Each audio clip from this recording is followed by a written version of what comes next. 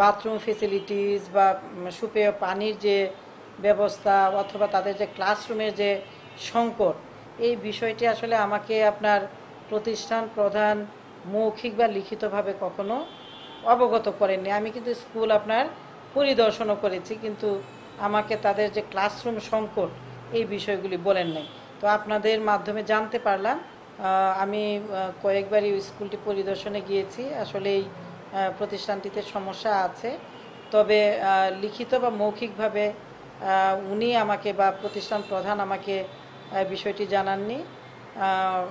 তাদের যে আবেদনটি আছে ভবন বা অবকাঠামোগত নির্মাণ, সেটি ভবন অথবা ওয়াশ ব্লক, সেই বিষয়গুলি যদি আমার মাধ্যমে ওনারা যথাযথ কর্তৃপক্ষ বরাবর আবেদন করেন, তাহলে আমি সেটি অগ্রাহ্য করব।